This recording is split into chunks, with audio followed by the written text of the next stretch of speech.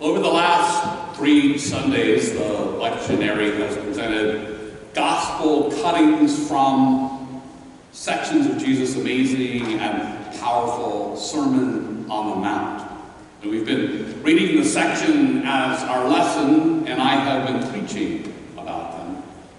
And you might recall that a couple of weeks ago we looked at the Beatitudes, and we considered how Jesus taught a reversal of earthly powers, scripted oppression by using heavenly powers, script of love that blesses the least among us and those who work to end their oppression.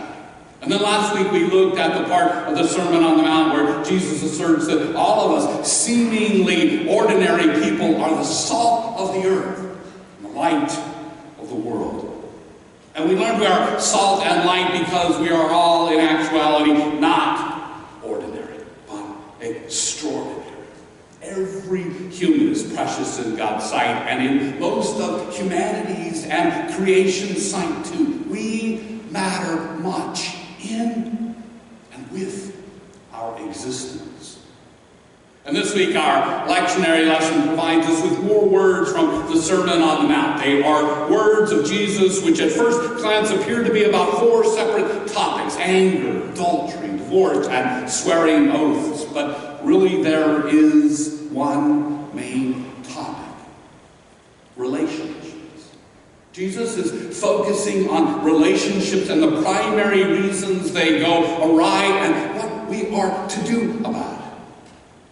Relationships, as I mentioned, often are what religions are about. So it should not be a surprise that Jesus hones in on it. And I'm pretty sure I've also mentioned before that during my last months at Eton Theological Seminary, I was at the St. Louis airport waiting for a flight to get to my ordination exam in Oregon. The exam is a tough one, and I was going through things in the airport when the Holy Spirit decided to stop in and give me a pep talk through the dean of the seminary. She bumped into me, headed for her own flight somewhere else.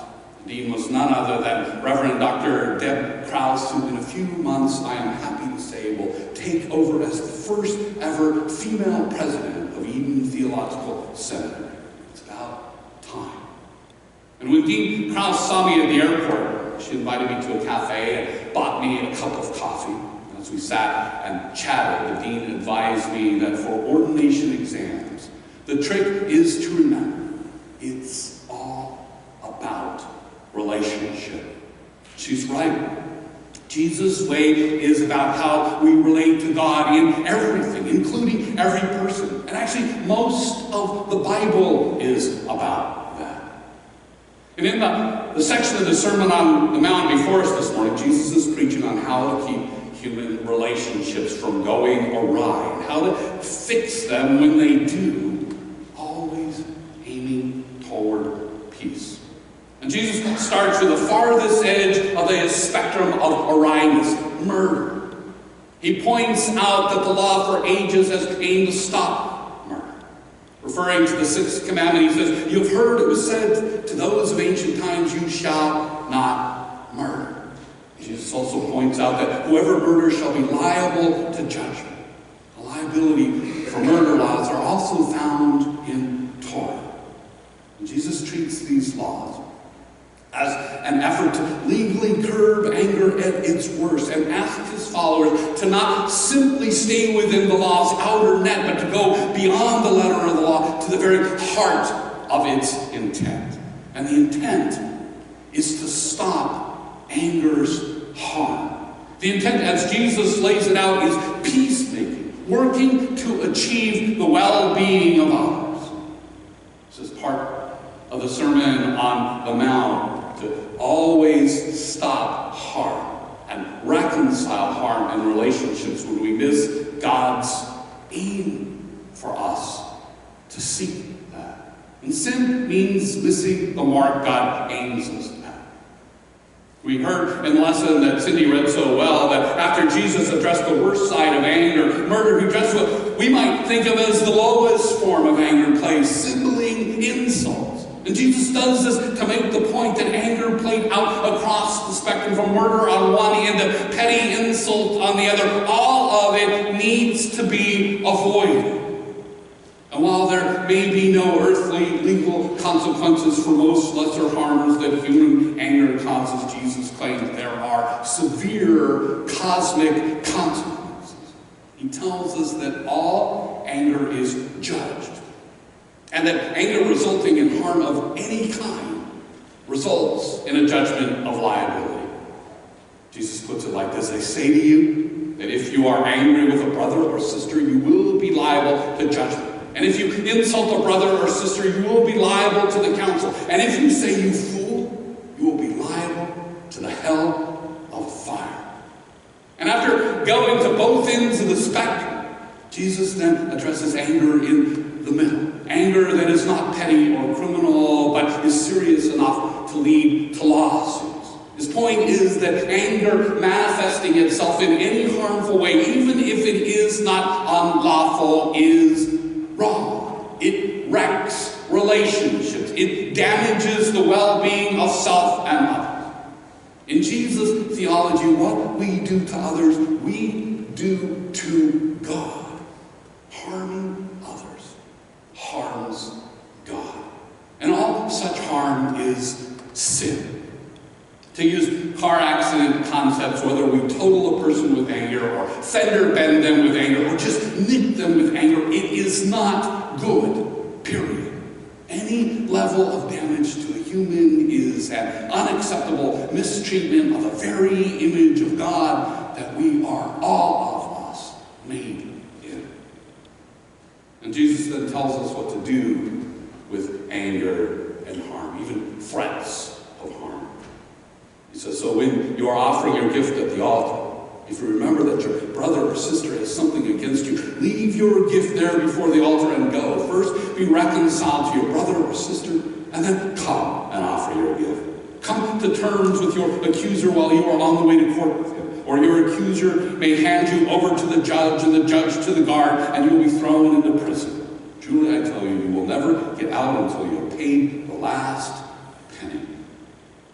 And Jesus does not just mean a literal debtor's prison, but can be heard to also mean the prison of hate and broken relationship that the sin of harmful anger of any degree sentences us to. It's important to know that anger itself is not the issue. Things in life can make us angry. Even God and Jesus get angry in the Bible. The issue is not just anger. The issue is harm caused by anger. Any and all anger, any and all harm. Jesus teaches anger causes us to be liable for judgment. And we are judged whether we handle anger correctly or not. Correctly is to do no harm.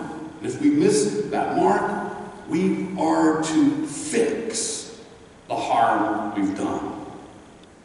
On a given scale of 1 to 10, if 1 is petty insults, 5 is causing lawsuits, and 10 is murder, all of those harms, 1 to 10, mistreat God in the victim of the harm by destroying or adversely affecting relationships. So all harm is unacceptable. We are not to do any harm. And according to Jesus, if there is any harm, we are liable and cannot be right with God until we pursue reconciliation and right the wrong relationship. And this obligation to right wrong relationship does not just apply to harm caused by anger. And so Jesus goes from anger-based harm to betrayal-based harm to relationships. He moves from the 6th commandment to the 7th, prohibition against adultery. And Jesus starts out again at one end of the spectrum and leaps to the other, so we know it's a whole swath of harms caused by infidelity to relationships that are unacceptable to God.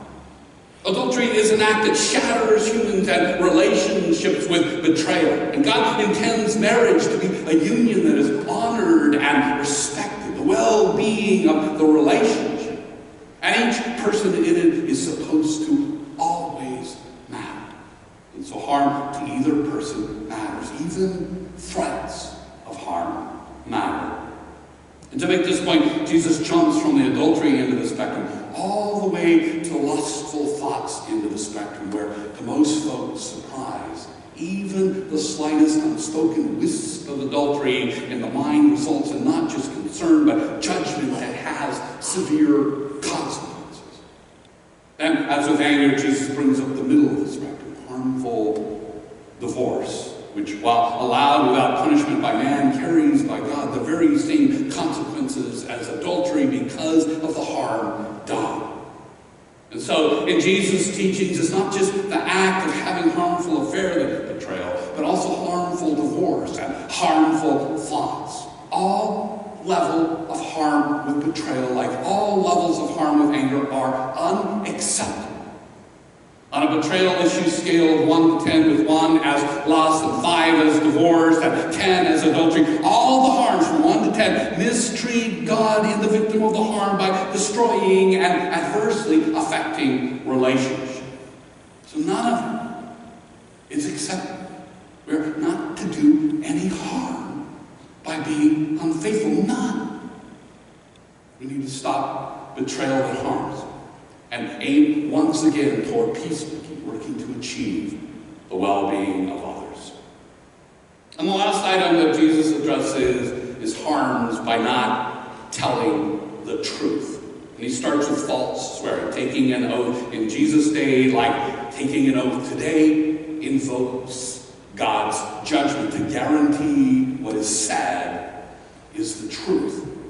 And before I get to more about untruthful words, if you think about it, Jesus is doing the spectrum thing with a bigger relationship umbrella that he is addressing. He starts out with anger and its various manifestations on the far edge of the spectrum of relationship harm, and then he moves to betrayal in the middle, and he's finishing up with not telling the truth. Anger is 10 on the big scale. Betrayal is 5, lying is 1, and Jesus preaching no matter where the cause lay on the human scale, they all result in harm, and harm is unacceptable. Any and all of it. And getting back to untruthfulness, lying harms relationships. It harms people. It misses the mark of peace that God aims us at. It is akin to betrayal because it denies truth, which breaks trust, which cheats people, which hurts others and relationships. In the final section of the lesson, Jesus refers again to a commandment, the 9th, prohibiting bearing false witness. You have heard that it was said to those of ancient times, you shall not swear falsely, but carry out the vows you have made to the Lord. And when we violate a sworn oath with untruths, it causes harm. And it's such an onerous thing to do to relationships with others and community that perjury is a crime. But all lies that hurt, criminal or not, are not acceptable to Jesus and God because they hurt, they harm relationships. And this is true whether it's false swearing by anything related to God, whether it's heaven, earth, community, or ourselves. And consequently, untruths, whether sworn on a Bible or crossing our hearts, are wrong. Period. And Jesus walks his followers through this. Do not swear at all, either by heaven, for it is the throne of God, or by earth, for it is his footstool, or by Jerusalem, for it is the city of the great King. And do not swear by your head, for you cannot make one hair white or black. Jesus wants all our words to be honest, so honest that every yes and no stands alone as trustworthy. We should live so trustworthily that swearing oaths, formally or informally, aren't needed. Jesus says, let your word be yes, yes, or no, no. Anything more than this comes from the evil one. It makes sense. There should be no level of trustworthiness to what we say. It should all be truth, all be trustworthy. Period. On a scale of falsehoods, perjury may be a 10, and fibs a 1 to humans, but to God, all harmful lies are unacceptable. We are not to do any harm. And according to Jesus, if there is any harm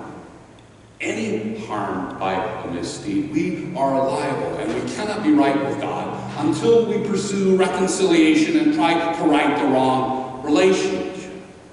Throughout our days, we hurt one another with anger and betrayal and untruths in many ways. Harming others is a sin. It misses the mark of peace, of well-being for all that God aims us at. And to right the wrong of such sins, Jesus teaches us to work on fixing the harm with reconciliation. He tells his followers over and over and over again to forgive and to ask for forgiveness. And later in the Sermon on the Mount, Jesus teaches what has become known as the Lord's Prayer, a prayer that we say every week, which includes, God, forgive us as we forgive. Most of us tend to pray this in terms of forgiveness of debts and trespasses. Jesus basically meant that there is a debt owed from our trespassing over the line and sinning. And what we owe is fixing the harm. When anger, betrayal, lies, or some other misdeed is the cause of harm to another, it is a sin. And to reconcile those sins, we need to participate in the process of forgiveness, which is not forgetting, but reaching a point where, as victims, we let go of our desire to harm the wrongdoer. And as wrongdoers, we must work on forgiveness and try to bring us to the point where we right all the harm done.